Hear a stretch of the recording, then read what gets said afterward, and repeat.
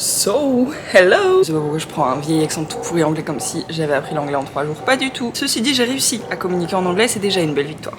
On se retrouve aujourd'hui pour un vlog à Lisbonne, dans ma vie de digital nomade à Lisbonne. Du coup, ça vous l'avez compris.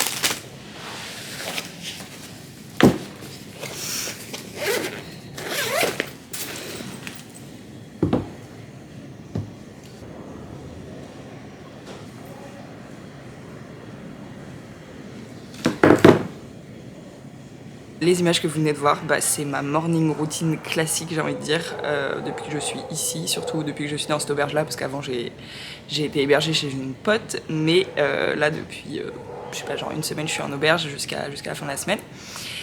Et du coup, voilà, vous avez vu quelques images de l'auberge, je suis au Célina, et là, voilà, la journée commence. Une fois que je suis allée chercher mon matcha, je me pose soit sur le rooftop, soit au cowork en bas, mais là, comme j'avais besoin de vous parler, je suis venue en haut.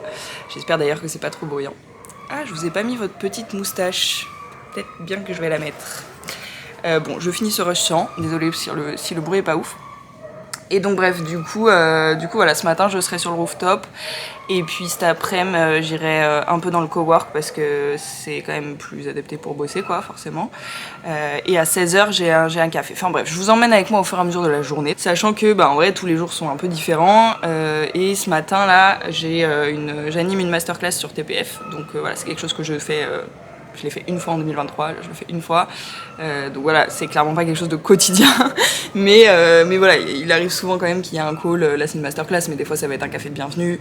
Des fois, ça va être d'autres choses. Puis des calls aussi, sinon pro. Bref, en tout cas, ça commence dans une demi-heure. Je vais quand même me remettre dans les questions. En gros, c'est une masterclass retour d'expérience. Donc En vrai, j'ai pas grand chose à préparer parce que c'est répondre à des questions sur moi, mon expérience, donc je la connais. Mais ceci dit, je ne me pointe jamais à quelque chose, à un call, à une conf, à quoi que ce soit sans avoir rien préparé.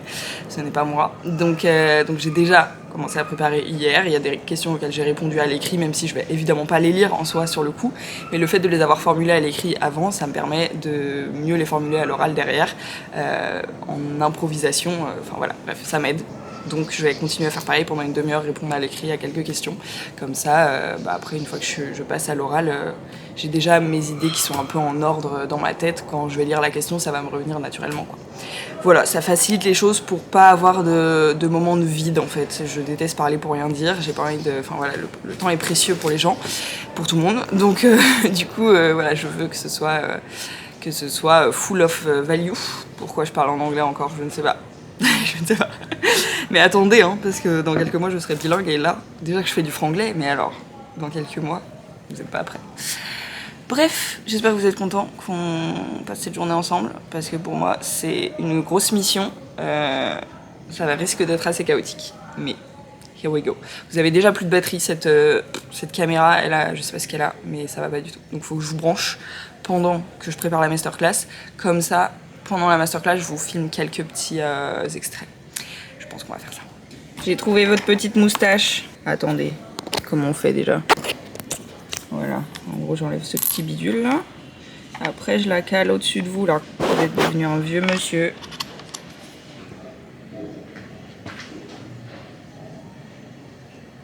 Bon, contre-jour il me dit. Contre-jour, tout à fait.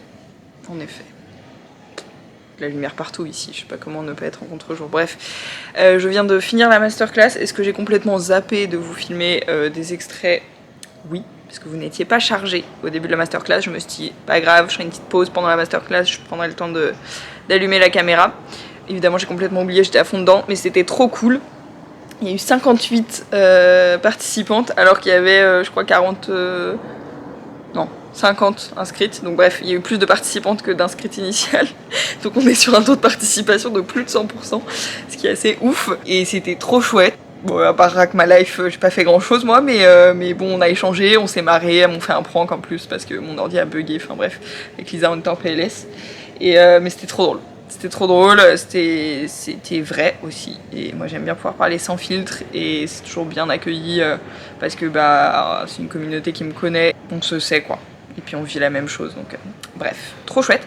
Là j'ai un peu la dalle, donc j'ai plus de batterie sur aucun de mes téléphones, donc il faut que... Sur aucun de mes téléphones, on dirait que j'en ai 40 000, j'en ai 2. Mais du coup il faut que j'aille à un endroit où je puisse manger et me brancher. Donc je vais aller dans un café adapté, il va falloir travailler un peu cet après-midi. Et à 16h j'ai un café avec une abonnée Insta qui est à Lisbonne et du coup... on va se boire un petit café, c'est une entrepreneuse aussi, donc je suis trop contente de rencontrer une nouvelle entrepreneuse. Et voilà. Et voilà, let's go. Et du coup, ce rooftop, en gros, j'étais déjà venue dans cette auberge-là au printemps. Et genre là, c'était blindé tout le temps. Enfin, l'été, il y a un bar ici, il y a de la musique, il y a un peu d'animation tout le temps. Enfin, c'est cool, quoi. Et là, vraiment, en hiver, mais c'est tellement mort. Bref, de toute façon, de manière globale, Lisbonne, c'est grave mort, là. Je pensais que pour les fêtes et tout, il y aurait du monde, mais même pas. La vue est plutôt cool, hein, quand même. Et en bas, il y a la piscine, pareil, là, genre, forcément, elle est tout le temps vide, mais il y avait tout le temps du monde au printemps. Et là, c'est le cowork. Enfin, là, c'est les terrasses du cowork, mais du coup, pareil, personne bosse dehors en ce moment. Et il y a les portes pour rentrer. De toute façon, je vous ferai des petites vidéos quand j'y reste après. Mais voilà comment c'est foutu. Oula, je vous ai totalement beaucoup trop zoomé, je sais pas ce que j'ai foutu. Bref, en fait j'avais zappé. J'ai un call découverte dans un peu plus d'1 heure. Genre en gros c'est pour faire du conseil en créa de contenu. Mais pas que, enfin avec une toute petite partie opérationnelle parce qu'en gros ce serait moi qui ferais le planning édito sans m'occuper de rédiger les posts ou de faire des visuels ou quoi que ce soit, jamais. Mais par contre juste mettre toutes les idées du planning édito en plus du conseil. Donc bref, j'ai un call découverte pour ça dans un peu plus d'1 heure. Du coup, il faut que je mange en 2 spies et que je regarde un peu plus précisément le compte de la personne en question. Et là, ça va être compliqué de vlogger Vous allez avoir plein de bruit, bref, c'est très gênant quand tu vlogs dans la rue, tous les gens te regardent, j'oserais jamais faire ça en France, mais là je m'en bats les reins. Bref, et du coup, que je prépare ça en mangeant et que je me recale tranquille à l'auberge, là où je pourrais parler au calme. Je pense que je vais opter pour Deer Breakfast, que je connais déjà, c'est juste à côté de l'auberge, et en vrai c'est pas mal, c'est juste un peu trop cher, mais bon c'est pas grave. Et c'est sympa, par contre beaucoup de musique dedans, donc je vais pas vous parler.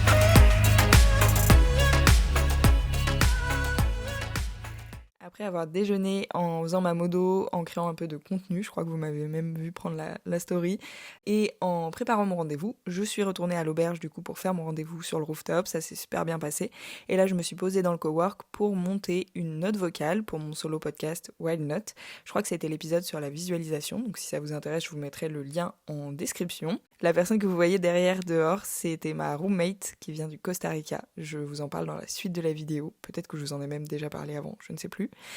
Je termine le montage de cette note vocale avant de filer à mon rendez-vous avec une abonnée pour prendre un petit café et papoter entre entrepreneuses.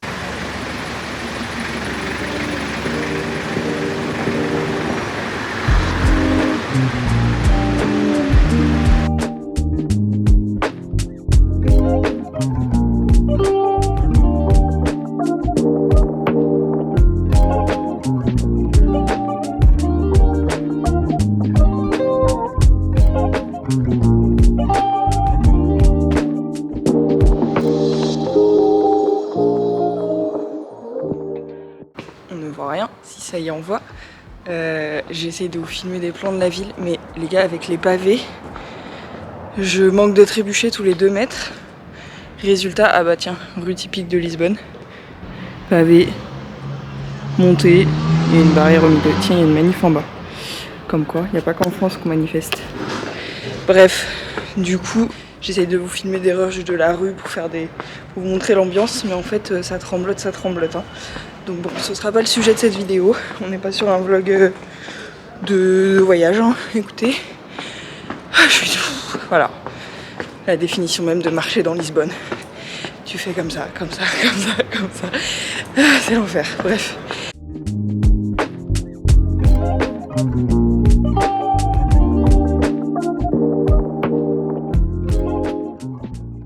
Et bonjour! Nous sommes lundi de la semaine suivante. Je vous ai totalement abandonné pour la fin du vlog, mais pour ma défense, c'était veille de règles, SPM++, ce jour-là. Du coup, j'ai tout bonnement fini la journée, je crois, en allant me mettre au lit très très tôt. Voilà, dans mon souvenir, c'est ça. On est lundi donc de la semaine suivante. Je suis rentrée hier matin à Nantes pour quelques semaines et je suis quand même bien contente d'être de retour pour voir cette chose. Par exemple. Non mais je suis de pet sitting pendant 2 semaines et bon, feed up. Yeah. Bon. Bref, donc du coup c'est quand même beaucoup plus pratique ici pour notamment filmer du contenu, je vais aussi pouvoir voir Lisa. Bref, il y a plein de choses qui sont plus pratiques à faire quand je suis sur Nantes, donc je vais en profiter. Je voulais quand même, pour conclure ce vlog du coup, et pour me faire pardonner de ne pas avoir filmé ma fin de journée qui n'avait absolument rien d'intéressant, conclure sur une mini FAQ par rapport au digital nomadisme, parce qu'en gros, je vous l'ai dit l'autre jour, j'ai animé une masterclass sur TPF et j'avais eu pas mal de questions sur tout ça, sur le voyage et tout. Et pendant la masterclass, comme il y avait plein d'autres sujets aussi à aborder, j'ai répondu rapidement à ces questions-là. Il y en a que j'ai auxquelles j'ai pas répondu. Ça permettra de conclure ce vlog avec un petit retour d'expérience sur ces 3 premières semaines de nomadisme. Voilà. Je sais qu'il y en a plein qui détestent ce mot, mais il n'y en a pas un pour remplacer le mot. On m'a dit oui, mais il faut que tu crées un mot qui te va à toi. J'étais oui, alors... Bref, je ne sais pas. On appellera ça comme ça pour l'instant en tout cas. Je vais m'occuper de ma galette, sinon ça va cramer. Donc, nous voilà réunis par le Saint-Esprit. Qu'est-ce que je raconte? Vous, ma tisane et moi. Cette galette était très bonne. Lisa qui m'écrit. Je trouve pas le dossier janvier. C'est qu'il a peut-être pas été créé, donc soit tu peux le créer, soit sinon tu le déposes, tu déposes la vidéo en mode en vrac et puis... Merci. J'avais eu en question, alors attendez parce que j'en ai à 2 endroits. C'était Laurane qui m'a posé les questions, voilà. Laurane, si tu passes par là, oups, sache que je suis sur notre conversation pour répondre plus en détail à tes questions. Déjà, on m'avait demandé ce que c'était l'objectif en fait d'être digital nomade et j'ai trouvé la question intéressante parce que c'est une question que je me suis jamais posée dans la mesure où pour moi, en fait dans ma tête j'ai fait le parallèle avec quand on me pose la question de pourquoi tu veux pas d'enfants.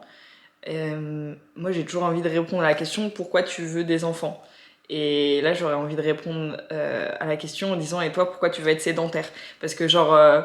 je pense que souvent dans notre société, on se pose pas la question de pourquoi est-ce qu'on veut être sédentaire justement, est-ce que c'est vraiment ce qu'on veut et tout, genre c'est tellement inculqué que c'est ce qu'on fait sans se poser de questions.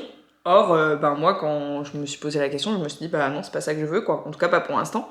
Donc c'est tout simplement parce que je veux pas être sédentaire que je suis nomade. Pour moi c'est juste un mode de vie quoi, il n'y a pas d'objectif derrière ou quoi, c'est juste globalement si je cumule les avantages d'être nomade vs les avantages... Enfin, avantages-inconvénients vs les avantages-inconvénients d'être sédentaire, bah aujourd'hui, ce qui me convient le mieux à moi, c'est d'être nomade. Voilà, donc c'est juste finalement répondre à mes besoins et à mes envies, et voilà. Comment est-ce que tu fais niveau hébergement, repas, transport et boulot? Alors, niveau hébergement, là, sur les 3 semaines, j'ai, comme je m'étais fait des potes sur Lisbonne quand j'étais allée une première fois au printemps, j'ai pu être hébergée chez une copine pendant 6 nuits. Et après, j'ai pris une auberge que je connaissais déjà aussi, où j'avais déjà été au printemps, sur les, je sais plus, 10 autres nuits, un truc comme ça. Après, du coup, forcément, chez ma pote, l'avantage, c'est que c'était gratuit. À l'auberge, ça coûtait quand même un certain prix, mais sans que ce soit non plus affolant. Je crois que pour 10 nuits, ça m'a coûté, il me semble, 350 €. Bah, attendez, je crois que j'avais noté. 342 € d'auberge pour 10-11 nuits. Donc chez ma pote c'était comme être chez une pote en France. Et à l'auberge, pour les personnes qui connaissent pas forcément comment ça fonctionne, c'est... Alors il y a souvent des chambres aussi, tu peux louer une chambre, payer une chambre privée pour avoir ton espace et tout, mais là forcément ça c'est beaucoup plus cher. Moi je prends en dortoir, là en l'occurrence j'ai fait 2 dortoirs différents parce que il n'y avait pas de la place dispo dans le même dortoir tout le long, bref. Donc un dortoir de 10, un dortoir de 8 je crois. Et en vrai ils étaient pas full au final parce que c'était la période vide quoi. Donc pareil dans l'auberge de manière générale là il y avait pas beaucoup d'ambiance, mais l'avantage c'est que c'était calme, facile de bosser et voilà, juste apaisant. Donc c'était cool quand même. J'ai pu rencontrer notamment dans ma première chambre une costaricienne, je crois qu'on dit comme ça, qui était trop sympa. Du coup je suis contente parce que j'ai pu pratiquer l'anglais, on a grave sympathisé, on espère se revoir soit en Espagne parce qu'elle va en Espagne aussi après, soit en France parce qu'elle vient parfois en France, soit au Costa Rica puisque elle m'a proposé de venir, donc bref on verra. En tout cas ça c'était trop chouette et ouais pour l'hébergement en lui-même, dortoir, je sais que ça peut ne pas convenir à tout le monde, moi ça me dérange pas sur une durée comme ça, par contre je le ferai pas sur plus longtemps parce que forcément le sommeil est pas nickel, selon les nuits, des fois il peut y avoir du bruit ou juste, je sais pas, t'es pas chez toi donc tu dors un peu moins bien, t'es pas dans une chambre à toi quoi.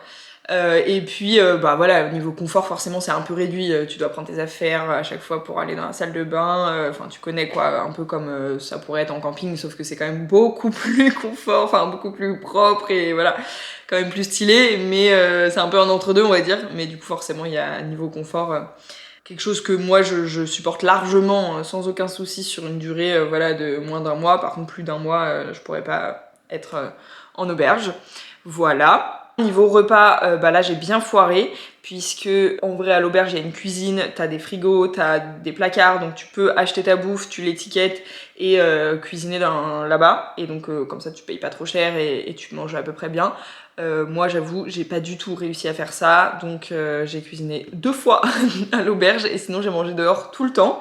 Ce que je faisais pour réduire les coûts, c'est que je mangeais que 2 fois par jour, 1 à 2 fois par jour. Donc ce qui n'est pas spécialement conseillé, hein, voilà. Mais bon, moi c'est comme ça que je faisais, ça m'allait bien, mais je me faisais un fat repas. Et du coup j'étais tout le temps dans des cafés, voilà. Et comme ça j'en profitais pour bosser en même temps, ça me faisait un lieu de travail en même temps, quoi. Donc je restais plusieurs heures. Voilà comment j'ai fonctionné. Et chez ma pote, bah bien sûr on a pour le coup cuisiné un peu chez elle. Enfin cuisiné, tout est relatif. Mais voilà, donc ça varie un peu selon bah, justement l'hébergement je pense. Ensuite, niveau transport, là j'ai fait l'aller-retour en car, donc il y a un direct en fait Nantes-Lisbonne, avec juste une correspondance au milieu, mais qui est pas très galère, enfin c'est sur une plateforme, comment dire, c'est une espèce de gare paumée au milieu de rien en Espagne, où il y a tous les cars qui passent par là de toute façon, sur leur trajet, donc voilà, t'as juste à changer de car à cet endroit-là, et c'est tout. Et globalement, le trajet, alors à l'aller exceptionnellement, parce que j'ai réussi à toper un car plus tôt justement au moment de la correspondance, donc j'ai mis seulement 18 heures je crois, mais sinon au retour j'ai mis 24 heures, donc voilà, en gros c'est 20 heures de trajet quoi. C'est très long, c'est très très long. C'est pas très agréable, honnêtement. Il y a beaucoup d'hommes aussi, c'est principalement des hommes. Donc c'est pas évident pour moi de passer 20 heures comme ça avec 40 mecs qui me regardent. J'ai un peu de mal. Mais voilà, ça coûte pas cher et c'est plus écolo. Donc écoutez, ça le fait. Franchement, ça le fait. Et en vrai, à partir de genre 2 heures de quart, je commence à être dans un cosmos. Tu sais, je me mets mes écouteurs, je commence à moitié à m'endormir, machin, ou à somnoler. Et après, j'ai l'impression d'être dans les vapes pendant tout le long du trajet, genre à faire que de m'endormir, me réveiller, m'endormir, me réveiller. Comme si après je devenais moitié droguée tellement je suis fatiguée. Et du coup, je sais pas, genre au final le trajet à la fin, tu te souviens plus trop de à quel point c'était long en fait. En tout cas non, enfin moi là je l'ai fait 2 fois, je l'avais fait déjà au printemps et je l'ai refait là, donc c'est pas non plus horrible. Après voilà, je dis pas que je ferai ça à chaque fois, voilà. C'est dit. Ensuite, qu'avons-nous d'autre? Repas, transport, hébergement, boulot. Bah comment j'ai fait pour le boulot? Chez ma pote, elle bossait aussi, donc on s'est fait des fat journées de boulot, même des soirées.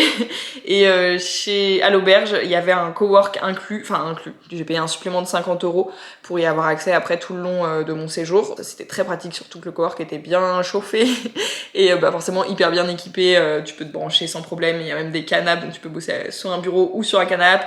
T'as des funbox donc pour être isolé quand t'as des calls et tout, enfin bref il y a tout ce qu'il faut, donc c'est hyper adapté et c'était plutôt chouette aussi de bosser dans le cowork, même si de temps en temps du coup comme je vous disais j'allais aussi bosser dans des cafés, ça me permettait de couper ma journée, mais voilà le cowork c'était quand même bien pratique, notamment le matin et le soir j'y étais beaucoup.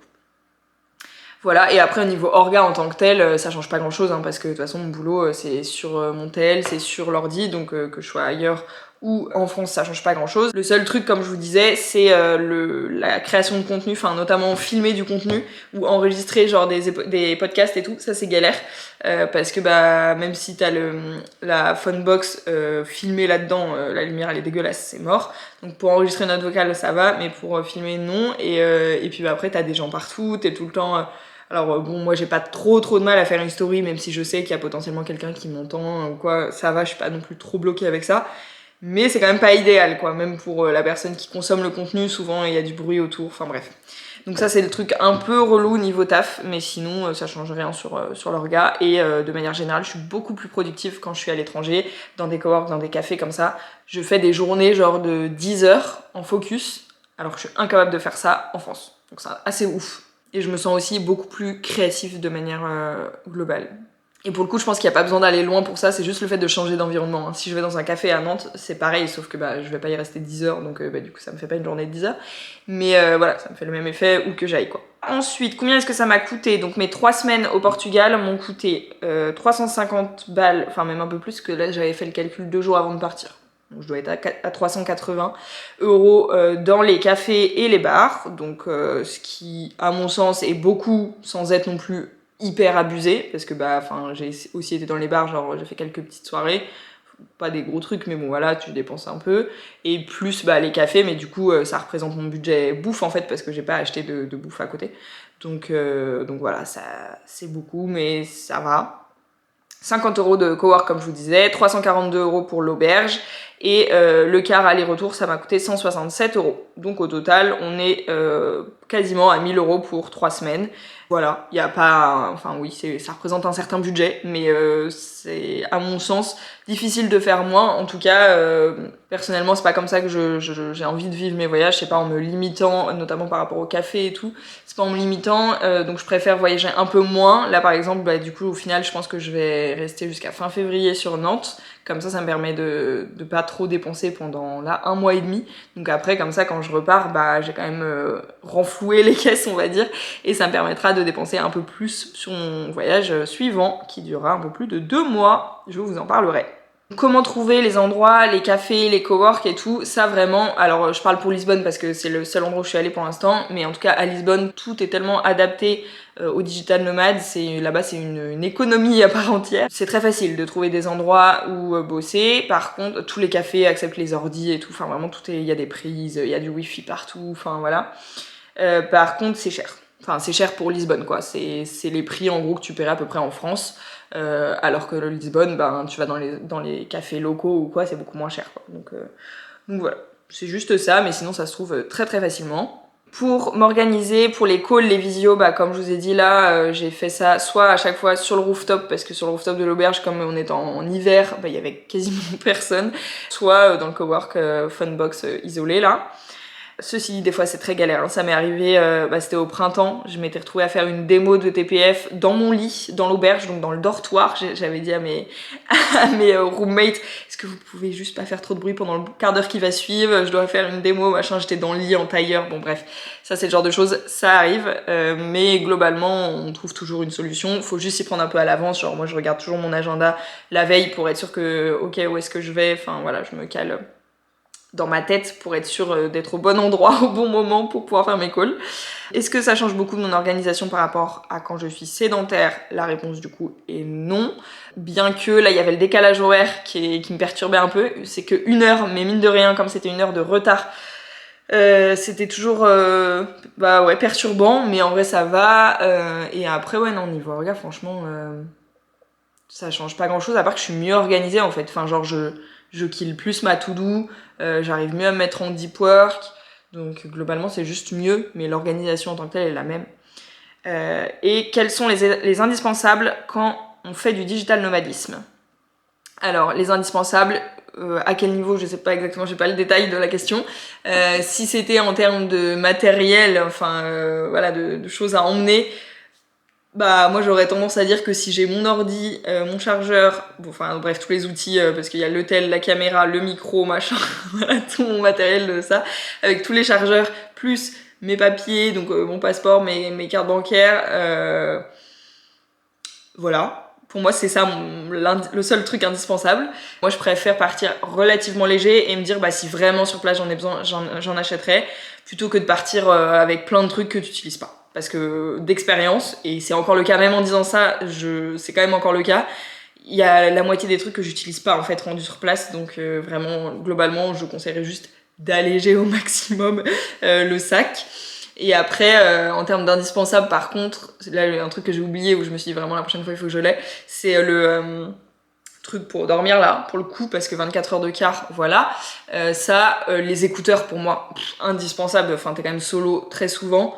Sans mes écouteurs, je meurs en fait, je meurs clairement, parce qu'en plus des fois tu peux pas regarder genre des vidéos ou quoi avec le son, il y a plein de gens autour, donc pareil pour pas déranger les gens, enfin bref.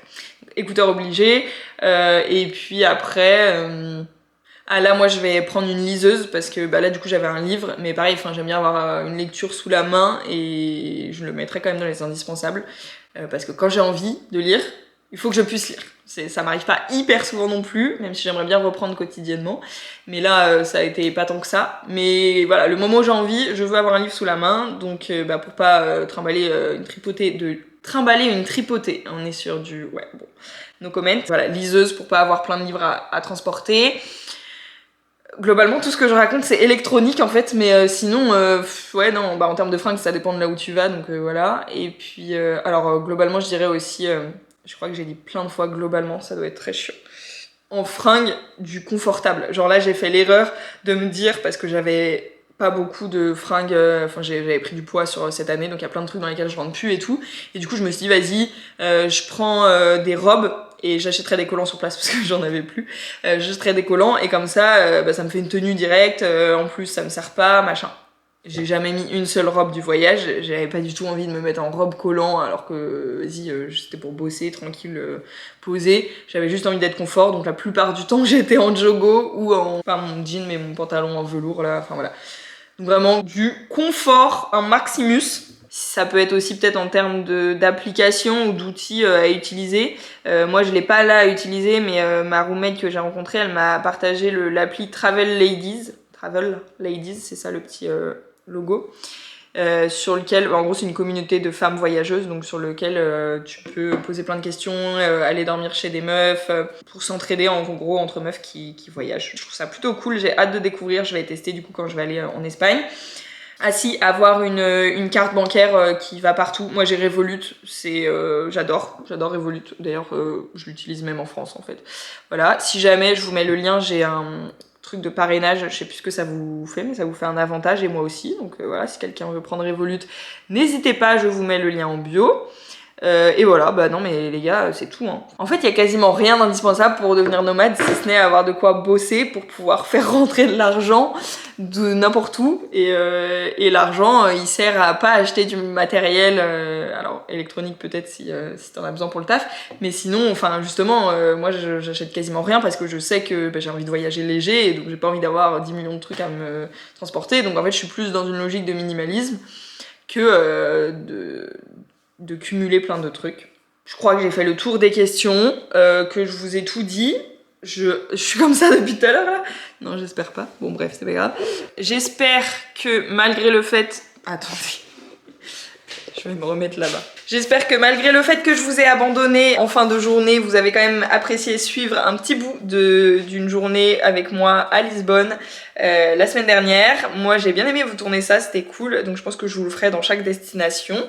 N'hésitez pas si vous avez d'autres questions par rapport à tout ça à me les mettre en commentaire. Et puis sinon, moi je vous dis à très vite dans une prochaine vidéo. Qu'est-ce que je fais avec ce déchet? Je ne sais pas. Je vais aller le jeter en fait. Et bien évidemment, je viens de me rendre compte que je n'ai pas bu une seule gorgée de ma tisane. Voilà. J'ai beaucoup trop parlé. Allez, je retourne bosser. À très vite!